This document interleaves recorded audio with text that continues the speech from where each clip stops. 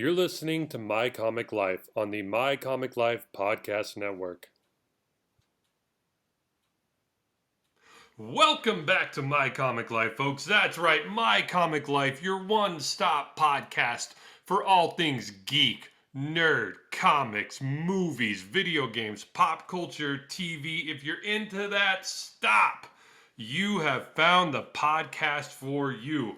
I am your host, Sam I Am, and joining me each week in the My Comic Life studio, folks, I don't know where he finds the time, but apparently he just told me he is the dry cleaner of all the superheroes. If you need energy blast, rubble, blood, any of that removed from your superhero costume, talk to my main man, Alex. Alex, say hello to the fans out there, sir. Well, the blood's the easiest of the bodily fluids to get out of the costume. I'll just put it that way, and I won't go any further. But folks out there, Gosh. how are you doing? Happy Martin Luther King Jr. Day. That's the date that we are recording this.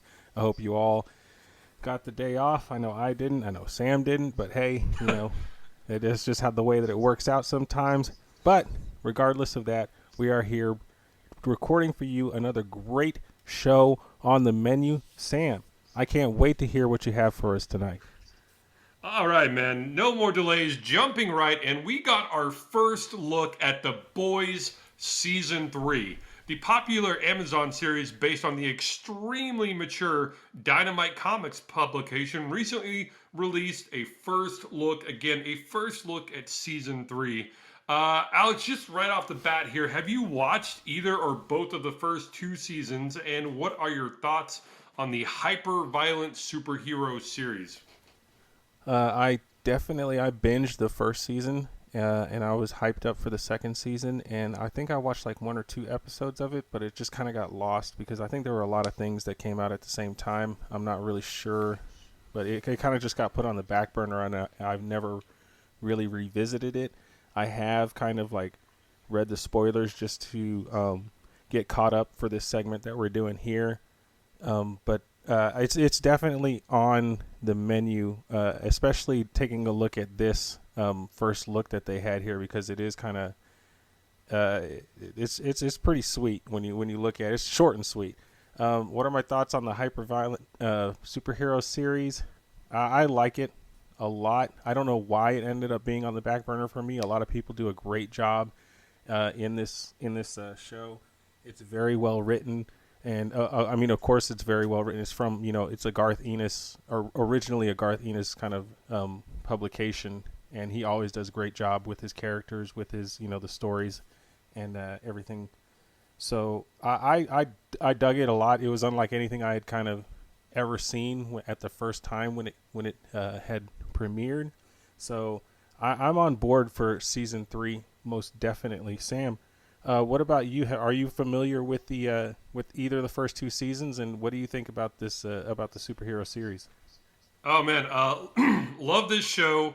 I binged the first season, and thank you to my good buddy Johnny out there. He goaded and badgered me into watching the second season, and I was so glad that he did. The second season, a lot of shows sometimes hit their sophomore slump, as they call it, in their second season, and The Boys did not do that at all. It delivered a season equal, if not better, than the first season. But man, they're not kidding when they say mature and hyper violent. Like, I thought, oh yeah, like little bit of violence. No, we're talking like people's skulls are being cracked and caved in, and like you're seeing all the matter flying at you, or people are being melted with heat vision, and you finally get to really see what it would look like if somebody with laser eyes shot them at you. I mean, like, it would hurt, but I mean, it's pretty hilarious. gross, man. And but they do keep me in business in the dry cleaning industry. So. I'm about to say, it's dark, it's mature, it's humorously gritty, if that's even a term that I can throw out there, but yeah, definitely a fan of this show. I need to, there's been so much time between season 2 and season 3 that before the premiere of season 3, I'm gonna have to go back and rewatch the first two seasons again, and I am looking forward to that. Now, Although clocking in at a very brief 20 seconds, the clip does an extraordinary job of setting the tone for what looks like an unsettling season ahead of us.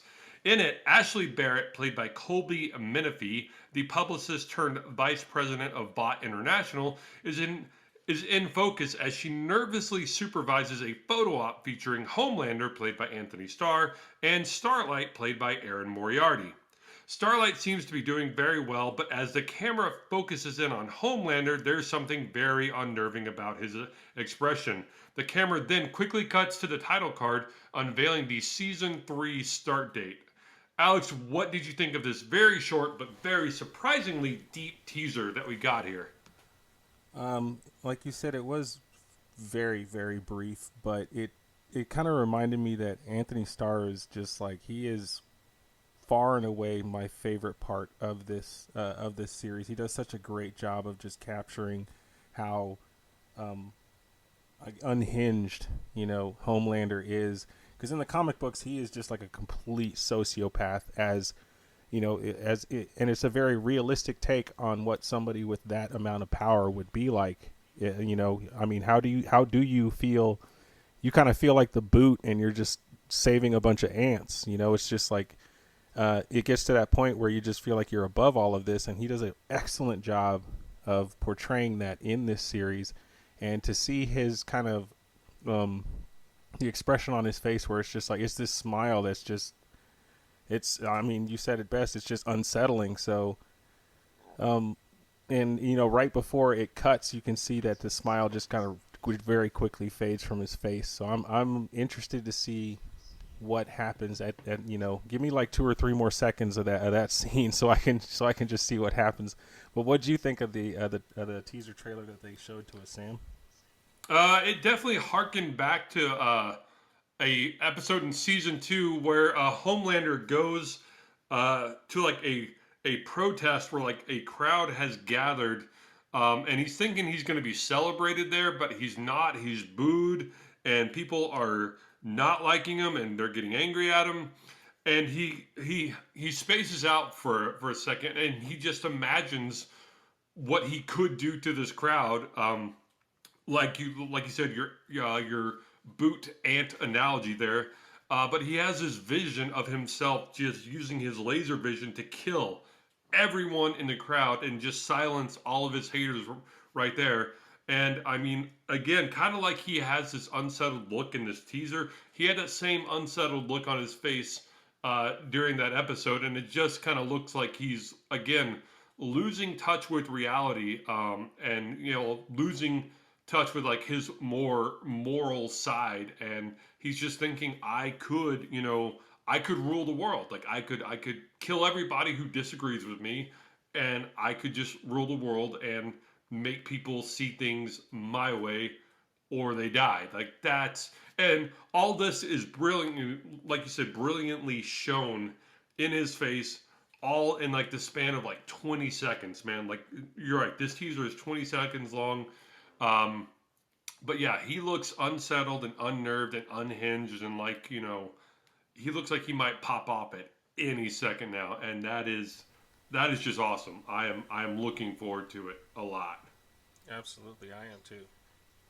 Now, ahead of the premiere of the third season, the series has released video segments in the form of fake news reports from the VOT News Network channel on YouTube. Each segment contains 7 stories that tease events in upcoming episodes and introduce new cast members and acts as a bridge between the second and third season. Matthew Edison, who plays the news anchor Cameron Coleman, will also be appearing in the third season of the series. Alex, did you check out any of these shorts from the Bot International News Network? And if so, what did you think? I've seen a fair amount of them, and I think they're great. I really like the kind of tongue-in-cheek humor. They really do a great job of kind of really fitting in with the world that they have created.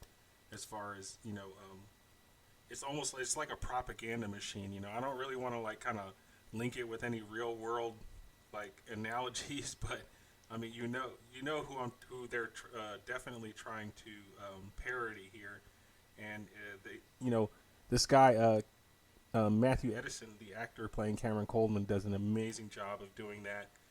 And some of the skits are extremely funny, and a lot of it is just this really, like you said, this dark and like tongue in cheek humor, where it's almost like you kind of shake your head at it, but you realize that it kind of is the world that we're living in, and it would be the world that we're living in if superheroes were a kind of a reality. But yeah, I urge anybody out there to check them out. They're only about 7 or 8 minutes long each, and they're really really funny and they're really well put together. But Sam, did you see any of them, and what did you think? I'm sorry to say I am behind on this. I didn't know that there was a Bot News YouTube channel. I just started watching a few brief clips like right before the show began during our show prep. And yeah, it's so obvious who they're taking pot shots at. Like, hey, I'm not even gonna say the name, but I like them. I'm intrigued. I like how it's bridging season 2 and season 3. I will definitely be going back and checking out a lot more of these clips after the show tonight. Let me ask you though, like, would you like to see more shows kind of like do things like this? Do you like these small releases that sort of keep the hype rolling between seasons? I typically, I'm gonna just say no. I don't, because I like them to just kind of focus on putting out quality entertainment. But when it's very well done like this, and they have an excellent marketing team, obviously they do, that can put together something like this and keep up with it and keep releasing kind of month to month little updates, and to try and fill people in on what's been happening between season 2 or 3, like you said, and introducing these new characters. I think I think it's Golden Boy, played by your man there from Supernatural, I believe. Yeah, Jensen Ackles. That's right. Yeah, I can't wait to see him. They only teased him so far in these Vought International propaganda videos. So, yeah, I would say generally I don't like it, but in this case, they kind of won me over. But what about you, Sam? Do you kind of like them to keep the hype rolling between seasons, or do I want them to just kind of just get the damn seasons out and get them to me as fast as possible? Little of column A, little of column B. If you can do what the boys is doing here with like the Bot News Network and making it relevant to the show and kind of, just reminding you, hey, yeah, there's been a little bit of time between season 2 and season 3, but we're still here and we're still going to give you like little blurbs about this show and use this platform to bridge our seasons. I'm fine with that.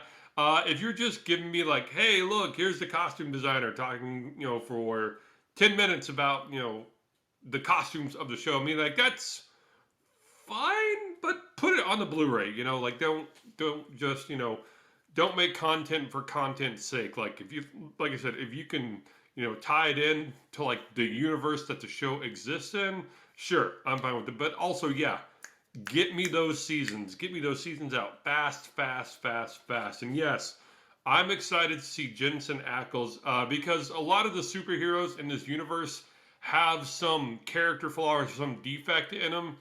And I could be wrong, but what I initially read about his character is that his character continually wets himself. So I think that's going to kind of be really funny to see, especially with the darker sense of humor and tone, the very macabre tone at times of the boys. I want to see like how and why he's always pissing himself. So I'm definitely looking forward to that. Any final thoughts on the boys here before we move on, Alex? While doing the research for the show, I saw, excuse me, that they are going to be. I think they've already like fast tracked a spin-off series that concentrates on. I don't remember what the name of the university is that all the soups go to. When they before they have their draft and figure out what cities they're going to go to, but to link it back with what you were saying about Jensen Ackles' Golden Boy character, he recently graduated from this university and will be entering the draft and be placed in a city, but they are starting a spin-off series based on that college, and it's supposed to be almost like a kind of like a coming of age college meets the Hunger Games type of show set in the boys universe. And I'm also really excited to see something like that. So be on the lookout for updates on that show. Here on this show, we'll get them to you as fast as possible. But that's basically all I got for when it comes to the boys, Sam. All right, well, thanks for that update. The Boys Season 3 will premiere June 3rd, 2022 on Amazon Prime. Let us know in the comments if you're excited to check it out. All right, moving on down the street here, we are going to Comic Corner. That's right, back by popular demand. Man, you guys flooded our inbox last week with wanting more Comic Corner, so we're going to give it to you. This week, we have Silver Surfer Rebirth #1. They're back! No, we don't mean the guys on the cover. We're talking about legendary creators Ron Mars and Ron Lim returning to tell a story set during their fan favorite run of the Silver Surfer. Someone has stolen the reality gem, an object that allows the user to fulfill any wish, no matter the consequences. But whoever has taken it is doing things like bringing back the dead hero Captain Marvel. And it's up to Silver Surfer to team up with the least likely of allies, Thanos, to find the gem and restore reality to its proper form. The series features the return of writer Ron Mars, who previously wrote for Silver Surfer from 1987 to 1998. Wow. Jesus. What a run on a comic. And Ron Lim, who was the artist during the same run. Wow. That is a good long run there, guys. Alex, I got to know, are you a Silver Surfer fan? And second question, if you were to bring Silver Surfer into the MCU, who is your top pick to play the Sentinel of the Spaceways? I was a huge Silver Surfer fan growing up. I mean, this is 1987 to 1998 is like right in, that's like my era, I guess, when I was introduced to comics, and somebody like the Silver Surfer was just so like, he's so badass to a kind of, pre-middle school type of kid that's just reading these comics. And Ron Mars and Ron Lim that's a dynamite team up. And that's why there's so much hype built around this particular release. And so I'm all for it. I'm a huge Silver Surfer fan. A lot of great storylines were written during this time period. Teaming up with Thanos is always an amazing, and like it always brings amazing kind of tales whenever he has to team up with Thanos as opposed to fighting Thanos. And to see them going after the reality gem, it's got kind of like every ingredient that you want in a Silver Surfer comic book is going to be present. You've got the golden boy writer, golden boy artist. You get Thanos, you get reality gem, you get Captain Marvel. So it's definitely going to be one that I 100% am going to be checking out. Now, as to your second question, my top pick to play Silver Surfer in the MCU is none other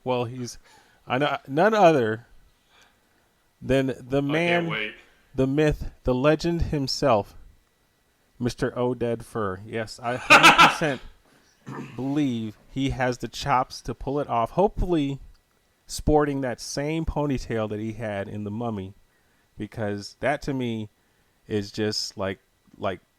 Let's just say that I hope there aren't people sitting in front of me in that theater, because they're definitely going to need some dry cleaning that day. Sam, I'm gonna relay this one back to you, my friend. Are you a Silver Surfer fan, and do you have any picks on who Marvel should bring into the MCU as Silver Surfer? Yes, huge Silver Surfer fan. First got introduced to Silver Surfer.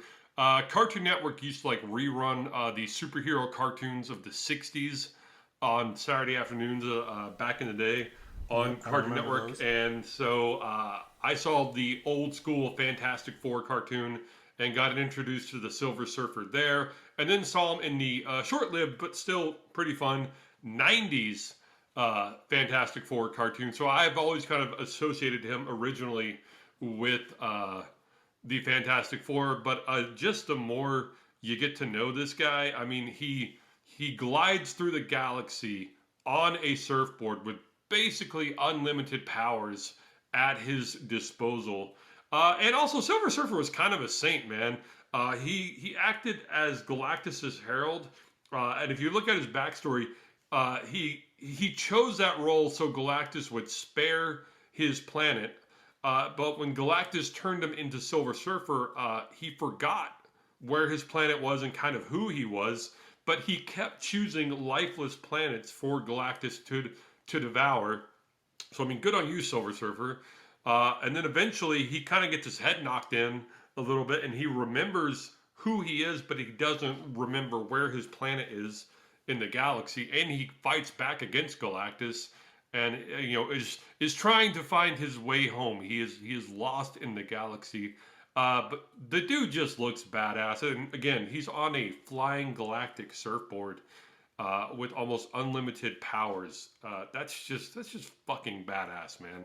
So yes, huge fan of the Silver Surfer. Will definitely be probably picking up this series when it comes out. Who would I choose to play the Silver Surfer in the MCU? Our dear hardcore listeners know I can never just pick one person. Like, that is always just too hard for me. But I'm going to give you three people here. Alex, I'll be interested to get your takes on these. First up, number one, out of the gate, who I think should solely be the Silver Surfer, Keanu Reeves, man. Keanu Reeves already has that surfer vibe to him. I think he would make a flawless and spectacular Silver Surfer. Coming into that 2 spot, Brendan Fraser. I know he's over on the DC side of things doing Doom Patrol, but I think Brendan Fraser would make a badass Silver Surfer. Much love for Brendan Fraser.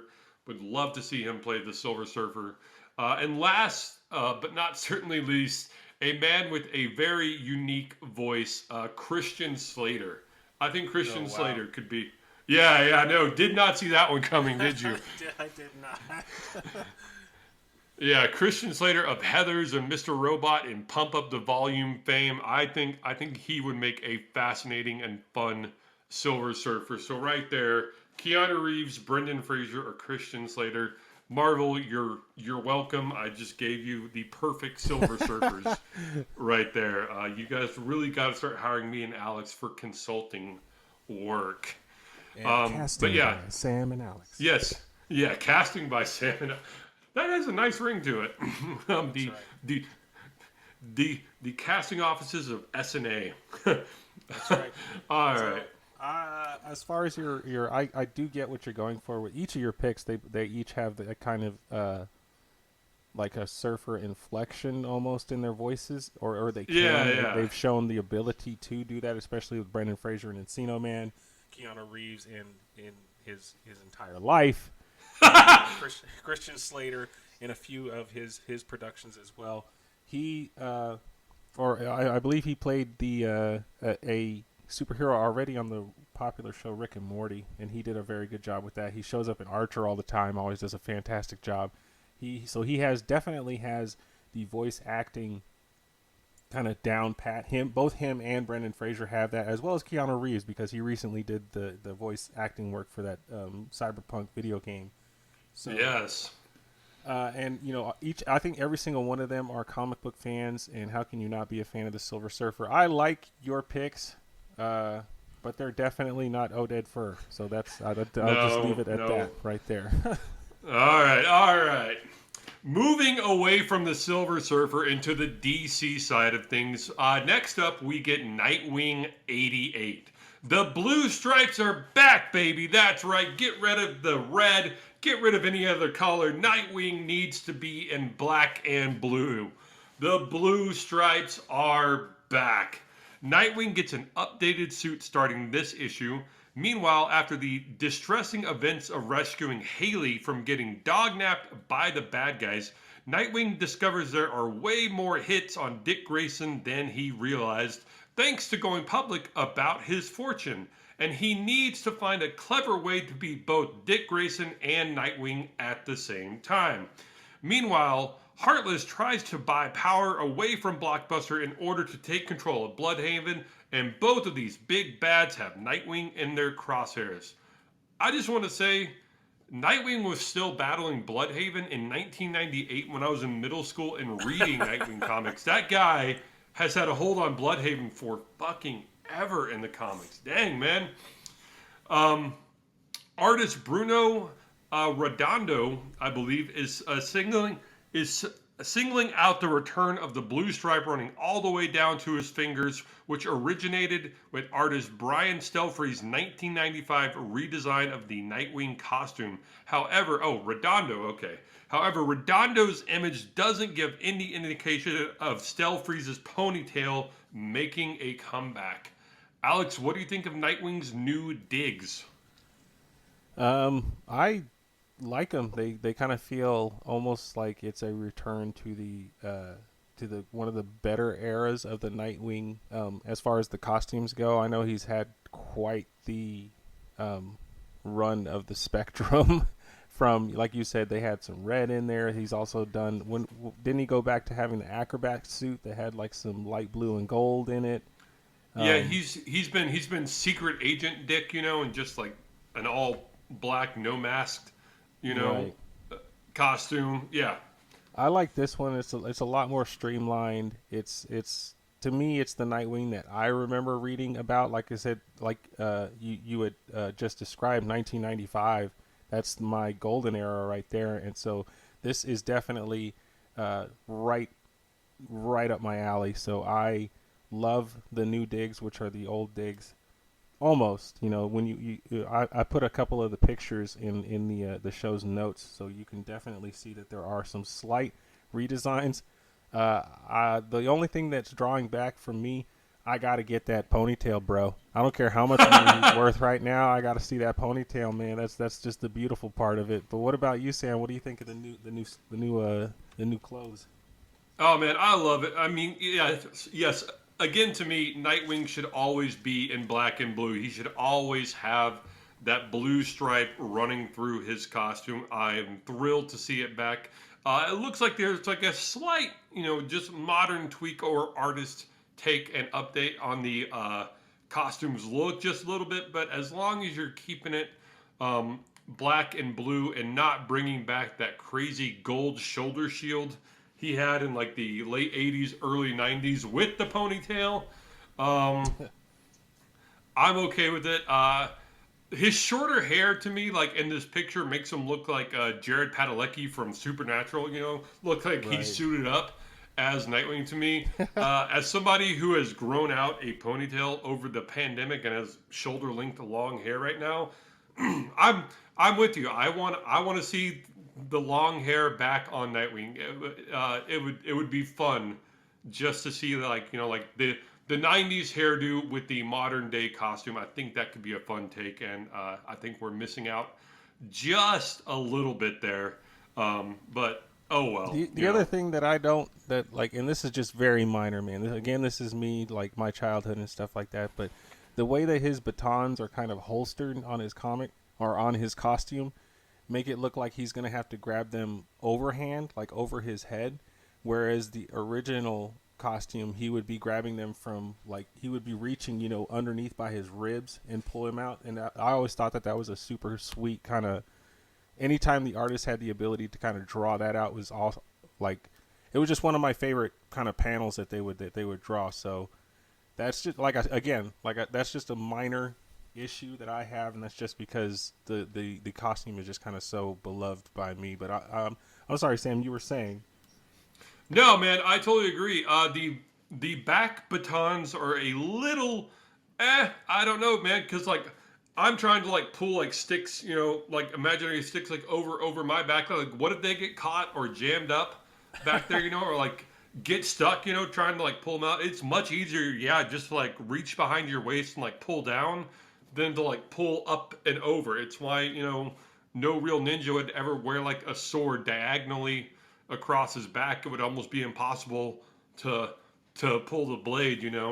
Granted, I know his sticks are much shorter, but still, yeah, I agree and see your point. Yeah, the back batons not as good as the waist batons.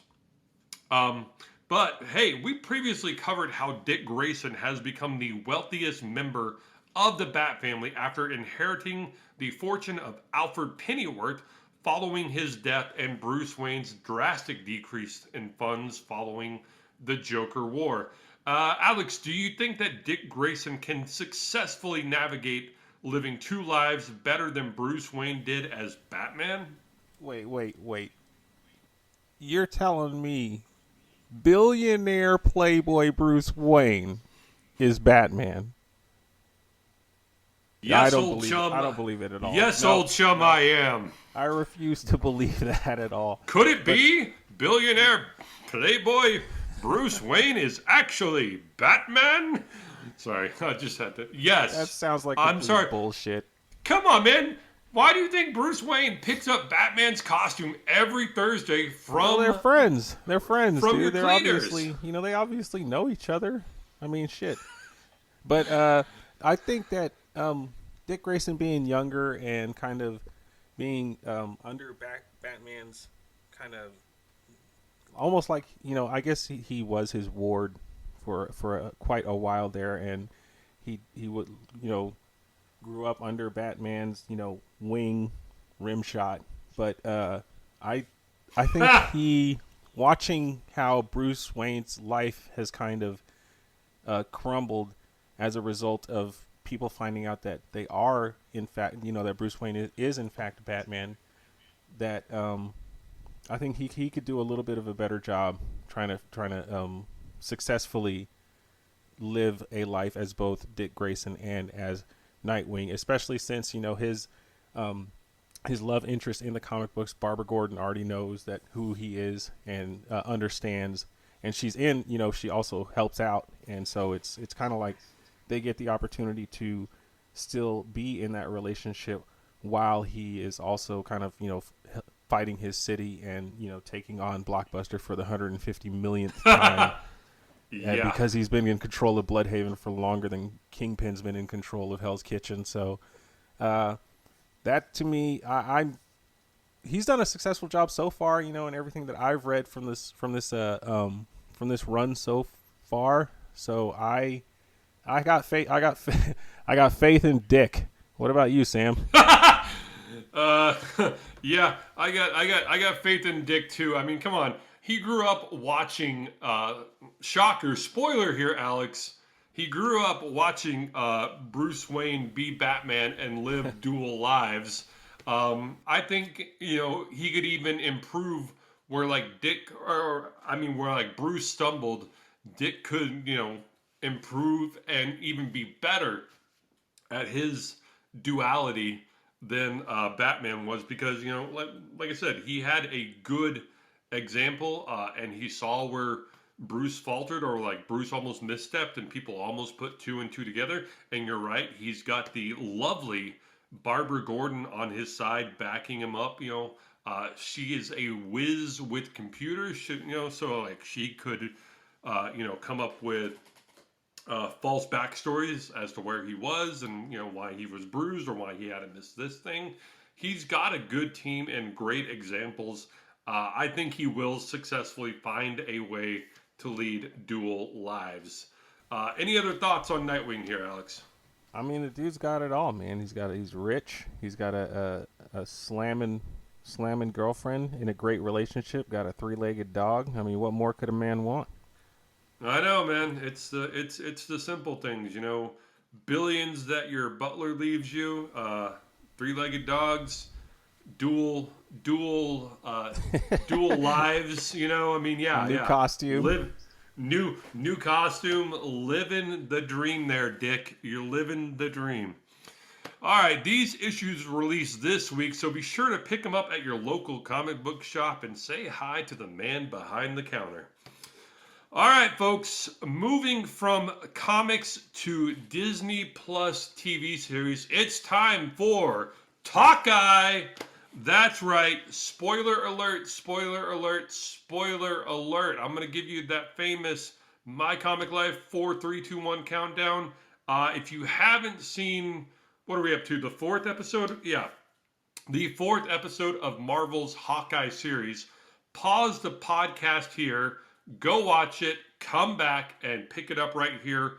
We're going to go in 4, 3, 2, 1. All right, folks, you are spoiled.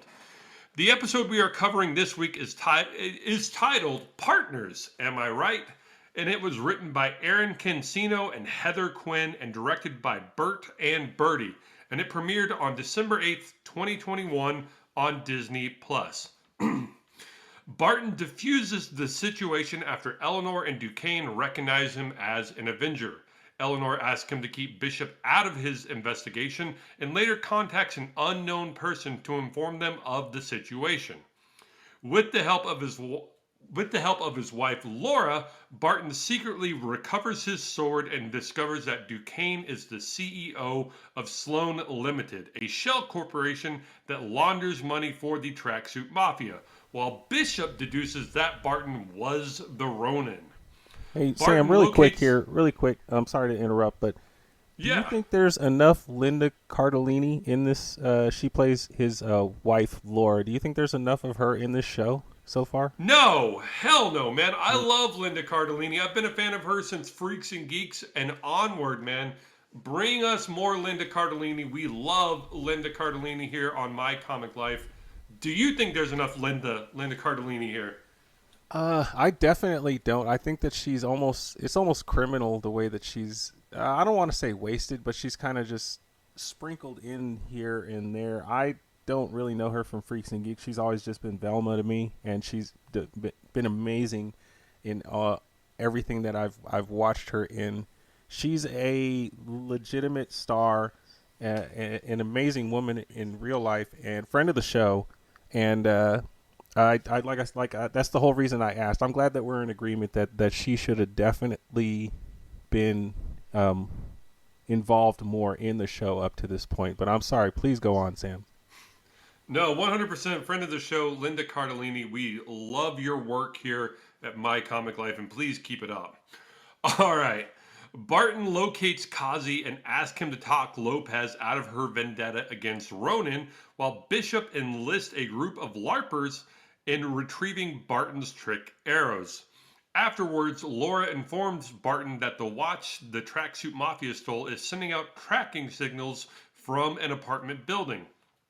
Barton and Bishop go to retrieve it, but find it in Lopez's apartment, where she also keeps notes on Barton and his family. Lopez attacks Bishop while Barton is ambushed by a masked assassin. A fight ensues between the four combatants, with Bishop injuring Lopez, forcing her to retreat, while Barton unmasks his assailant, Yelena Belova, who also escapes. Barton decides that he cannot keep putting Bishop in danger and breaks off their partnership on the spot. Wow. What a way to end the episode. What did you think of Yelena Belova's entrance into the show, Alex?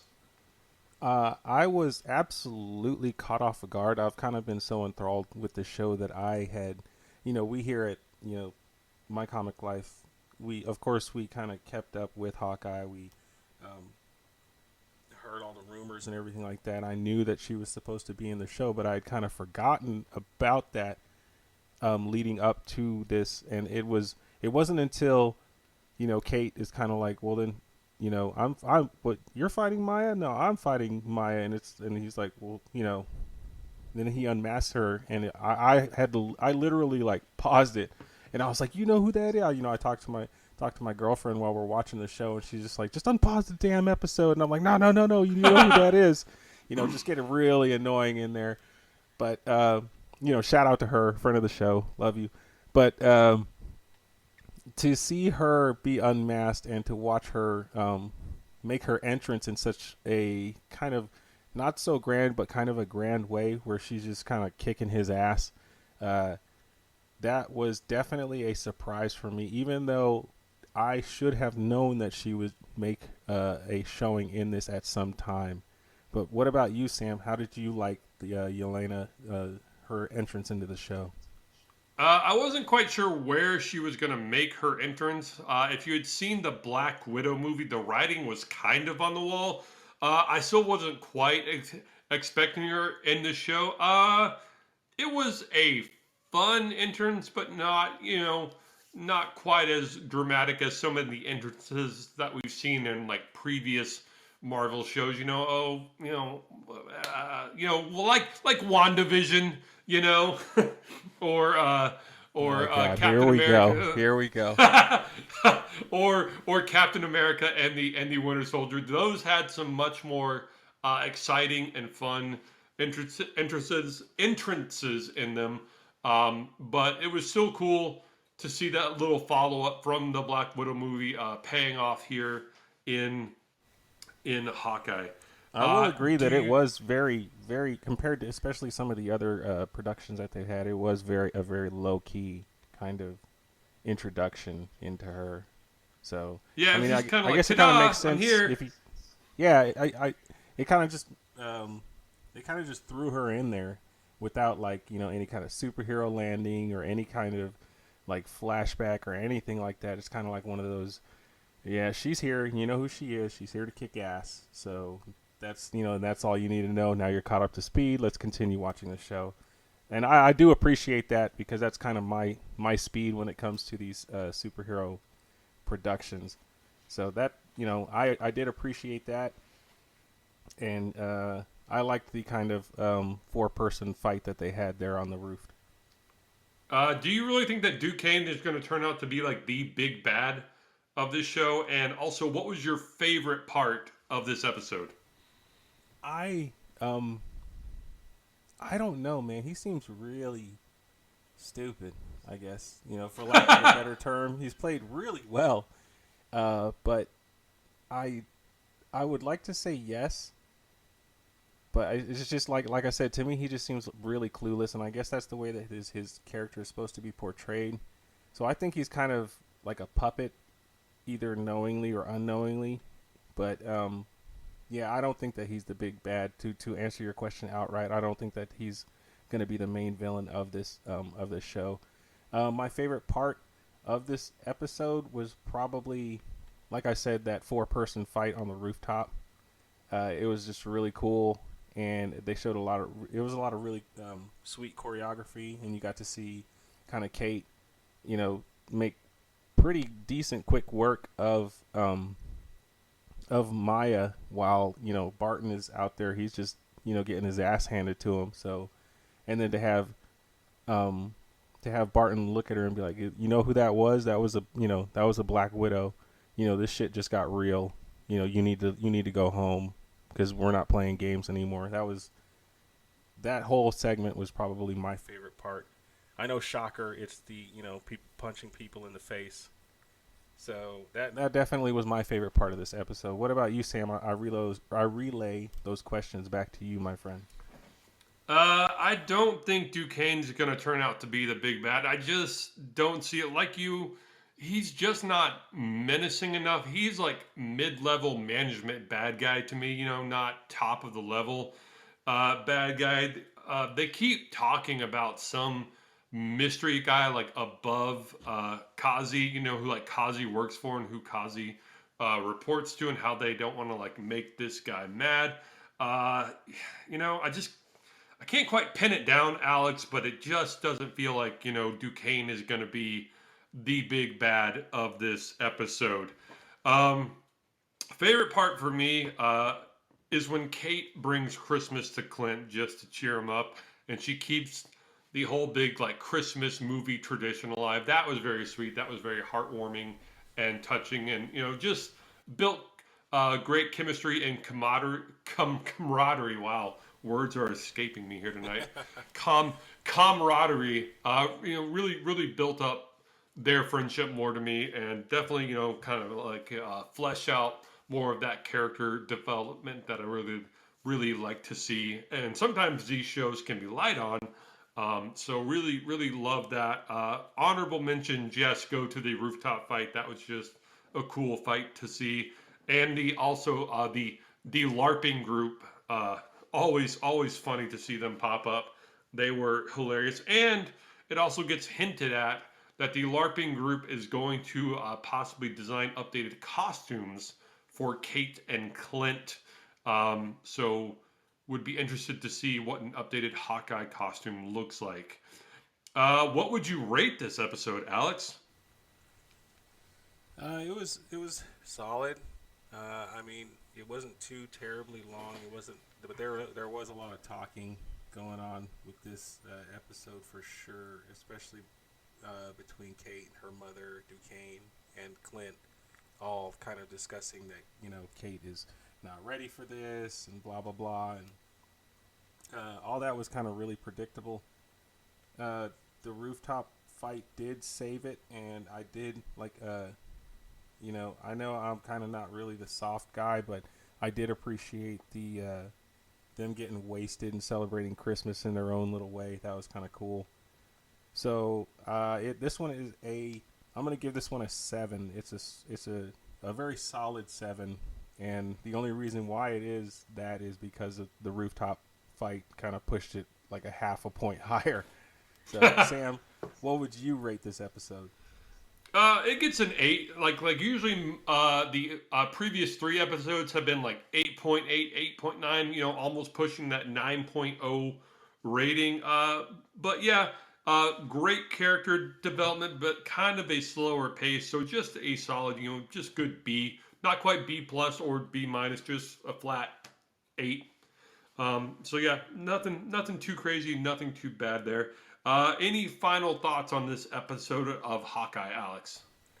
Not on this episode in particular, but now that we've crossed over the halfway mark, what would you rate this show so far? A solid 8.5, just a good middle of the road, solid series. Great action and great characters. Still really glad that we're getting to see more Hawkeye. Definitely needs more Linda Cardellini, but really enjoying this series overall. What about you? Yeah, I think it was about an. I actually really enjoyed this show because I do dig the way that Clint and Kate kind of get along. They're kind of back and forth, and their chemistry is really well played by Jeremy Renner, and her name escapes me. It's killing me right now. What is her name? Oh, Haley Steinfeld. Haley Steinfeld. Yes, I'm sorry, friend of the show, Haley Steinfeld. But and then it was an 8, but the introduction of Yelena Belova that's definitely pushed it up to an 8.5, and I could only see it going higher from here, as we only have about 5 or 2 episodes left, so they're gonna have to start speeding up this action here, which is right down my alley. So 8.5 for me, Sam.